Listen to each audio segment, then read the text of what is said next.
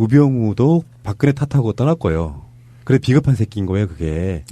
김기춘도 감옥에 갇혀 있고 문고리 3인방은 말할 것도 없고 지금 현재 박근혜를 유일하게 지키고 있는 게 제가 보기에는 김진태처럼 보여요. 김진태류라고 보통 얘기하죠 우리가. 네. 그중에서 가장 비열하고 악랄해 보이는.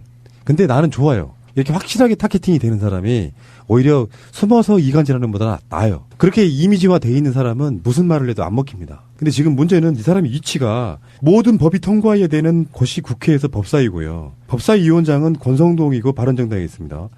근데 법사위원장이 법사위를 이끌어 가려고 하면 원내에 있는 정당들은 간사들이 한 명씩 있어야 돼요. 그게 더불어민주당에서는 박범계 의원이고 새누리당 지금 자유한국당에서는 김진태란 말이에요.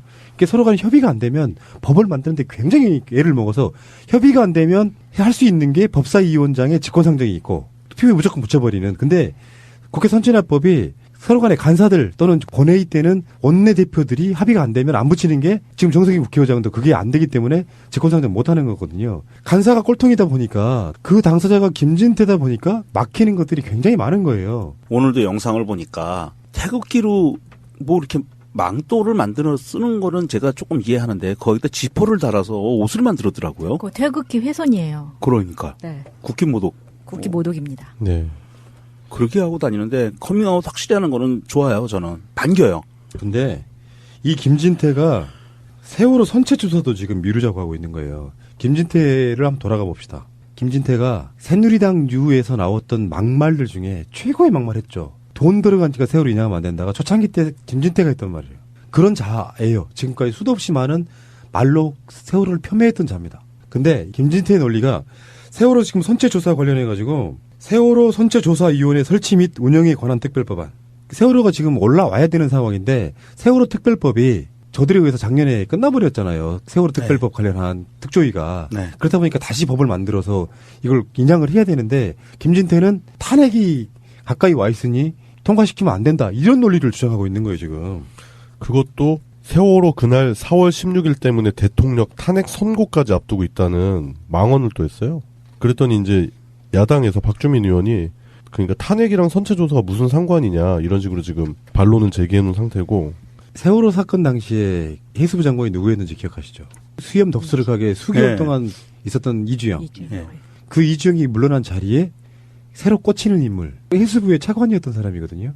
이 사람이 해수부의 차관으로 꽂힌 게 세월호 사건 당일 그 즈음에 청와대 해양수산비서관이었던 사람이에요. 그 사람을 해수부의 차관으로 꽂은 다음에 이주영이 물러나고 난 뒤에 이 사람이 해수부 장관에 오릅니다. 이 사람마저도 선체조사에 관한 법률은 내용에 관해 모두 여야 합의가 됐다. 이것도 지금 세월호 유가족들은 불만으로 얘기하고 있는 거거든요. 기간이 너무 짧고 인원이 너무 작아요. 그 세월호 선체 인양에 관련돼 있는. 예. 근데 김영석은 이거라도 빨리 통과시키고 싶은 거예요. 그런데 새누리당 간사인 김진태는 또 이런 식으로 반대를 하고 있어서 못하게 발목을 잡고 있는 거죠. 김진태 선거법 위반으로 기소돼 있잖아요. 빨리 재판 안 하나요? 한 달 안에 그 3심까지 갈 수 있는 방법이 없나요? 김진태는 사실은 세월호 인양이 되는 걸 반대하고 있습니다. 김진태는 완벽하게 박근혜의 입 역할을 하는 것 같아요. 건지지 말자, 인양하지 말자라부터 시작을 해서 돈 많이 들어간다. 지금에 와서는 세월호 때문에 나 탄핵당했으니까 인양 안 할 거야. 이 말을 그대로 해주는 것 같아요. 이거 두 가지 측면이 있죠. 하나는 대선 전에 올리면 안 된다. 이게 첫 번째라고 보고요. 무섭죠.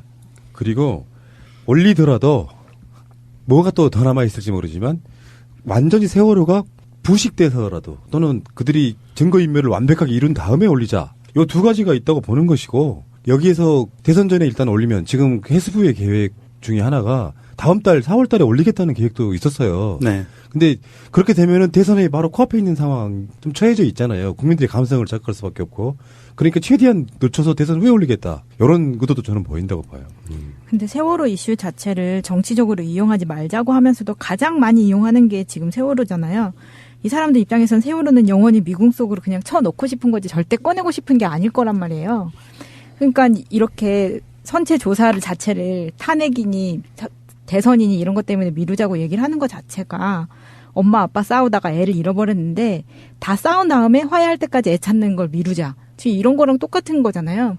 어떠한 설명으로도 이미 진짜 한 2년 전에 그 당시에 바로 건져낼 수 있었던 거를 지금 거의 3년이 될 때까지 배를 안 꺼냈다는 거는 지금까지 어떠한 선박 사고에 있어서도 일어나지 않았던 일 같거든요. 또 다른 의문 제기 하나 해보면은 이게 우리 하도 이야기를 많이 해가지고 이제 서로 연결이 안 되는 지점일 수도 있는데 잘 생각해 보면 김진태는 일베에서 활동할 정도로 그쪽 성향이 강해요. 일베는 국정원과 연관이 있다고 우리가 늘 알고 있잖아요. 그래서 김진태는 사실상 국정원에 의해서 이렇게 국정원과 커넥션이 있거나 국정원의 조정을 받는다고 알고 있잖아요. 근데 세월호는 실소유주가 국정원으로 의심이 되지 않습니까? 그런 면에서 지금 김진태가 하고 있는 게 새누리당 국회의원이 할 수 있는 범위의 도를 좀 지나쳐버린 거예요. 네. 최소한 지금 세월호가 무트로 올라오면 안 되는 그런 느낌을 우리가 받지 않습니까? 세월호는 영원히 저놈들의 아킬레스건이에요. 분명히 세월호 때문에 누군가도 얘기했지만 영구히 집권 못할 거고요. 또 특검이 나와서 또 처벌받아야 돼요. 그러니까 나는요, 김진태에 대해서 좀 생각해보니까 가끔씩 그런 생각해봤어요. 정치인이라면 저렇게까지 못한다. 그러면 분명히 뭔가 약점이 있다라고 저는 봐요. 그 약점 때문에 하다 보니까 너무 오버해버린 거라고 저는 봐요. 김진태도 한때는 낙검수 팬이었다고 그랬잖아요. 나름 상식이 없을 리가 없는 사람이고요. 우리나라의 사법고시 합격해서 부장검사까지 지냈던 인물이에요. 그런 사람이 저렇게까지 몰상식하게 뭔가 한다는 것은 분명히 뭔가 약점 잡혀 있어서 최소한 너라도 나서줘야 되지 않겠어요? 김진태 의원님? 그런 쪽에 뭔가 그렇게 되지 않았을까? 그러니까 그렇지 않으면 이해가 안 돼. 한둘이겠어요? 손에 피를 묻혀도 너무 많이 묻혔죠, 지금 김진태는. 다시 데려올 수 없을 만큼 묻혔다는 게. 그냥 쓰레기가 돼버렸는데 네. 정치인이 아무리 새누리당 유가 그렇다고 해도요. 박근혜 정권 물러가면 김진태의 정치 생활 누가 보장해 줍니까? 난 저는 보장 안 해준다고 봐요. 예, 김진태는 아마 저쪽에서도 버리는 카드로 쓸 그렇죠. 거예요. 네. 그러니까 완전히 피를 너무 많이 묻혀가지고 그럼에도 불구하고 저지랄 하고 있다고 하면 내 생각에는 김진태는 뭔가 단단한 약점 잡히지 않으면 이건 불가능하다고 봅니다. 더 알림님 트윗입니다. 국회는 개쓰레기 김진태 아가리에 오바로 굳히는 특별법을 제정하라 라는 트윗을 올려주셨습니다. 오바로 그치는. 오바로. 그 유명한 또 공업용 미신. 네. 파이어폭스님이 이런 트윗도 올려주셨네요. 너 홍준표 개새끼랑 개모임해라. 짐승도 자식 잃은 어미에게 이런 개 호작질 안 해. 고로 니들은 개 잡놈 새끼들이야. 귀신은 뭐하냐. 이렇게 올려주셨어요. 그러고 보니까 홍준표 얘기가 나와서 그런데 참 쌍두마차라는 생각이 드네요. 인간 같지도 않은 자들이 그렇게 얘기해요. 박근혜 게이트와 노무현 대통령 사건을 한번 비교해 잠깐만 해볼까요?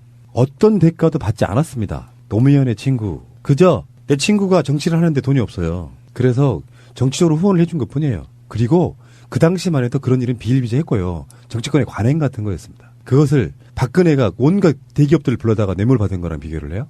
그래서 그들이 우리 음모론을 떠나서 노무현 대통령이 그 모든 것을 짊어지고 돌아가신 거를 뇌물 먹고 자살한 대통령의 뭐 대장이었던 이런 식의 표현을 할 수가 있습니까? 아, 진짜 개쓰레기. 입에서 개쓰레기예요, 진짜. 그거는 개쓰레기. 남양주 병의 최민희님, 그러니까 최민희 전 의원님 트윗인데. 어서 많이 들어본 이름이네요. 네. 홍준표 지사님, 반인륜적 네거티브 중단하십시오. 아무리 대권 후보 자리 욕망이 커도 서거한 대통령을 모욕하는 네거티브가 말이 됩니까? 부끄러운 줄 아십시오. 민주당 예비 대권 후보 중 누군가가 박근혜 최순실 게이트를 두고 또 한 분 서거한 대통령을 모욕하면 되겠습니까? 라는 트윗을 올려주셨습니다. 홍준표도 막말계에서는 빠지지 않는 사람인데, 그리고 또 정책 자체도 막말에 버금가게끔 그 안 좋은 정책을 많이 했던 사람이고요. 그런데 이번에 또 이런 노무현 대통령에 대한 무슨 컴플렉스가 있는 건지 예전부터 이런 그 아방궁 때도 그랬고 아방궁 발언 때도 그랬고 사과도 안 이번에도. 했어요, 씨발놈이. 예. 그런 거 보면 이 사람은 제가 봤을 때는 노무현 대통령에 대한 무슨 컴플렉스가 있지 않을까 그런 생각을 해봅니다. 그런 거 없어요.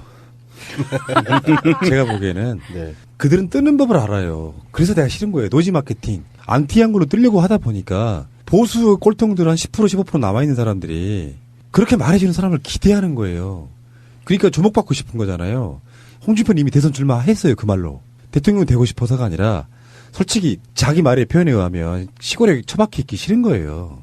그러면 지방선거 안 나가고 대선 후보로 나간 뒤에 나중에 새누리당 전당대회 같은 걸 할 때 주요 당대표 같은 걸 해서 중앙정치로 들어오고 싶은 거예요.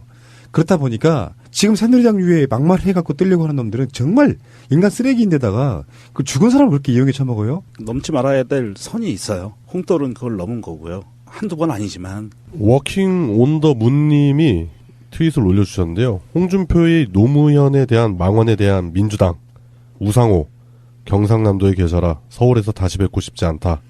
전해철. 정치인이기에 앞서 한 인간으로서 자격 있는지를 의심케 할 정도로 충격적이며 개탄스럽다. 명백한 허위사실 유포로 반드시 책임을 묻겠다라고 했답니다. 그렇지. 그렇게 수사를 받았으나 돌아가신 이후에 그게 뇌물일 수가 없다 이런 식의 나름대로 결론이 났던 그런 사건이잖아요.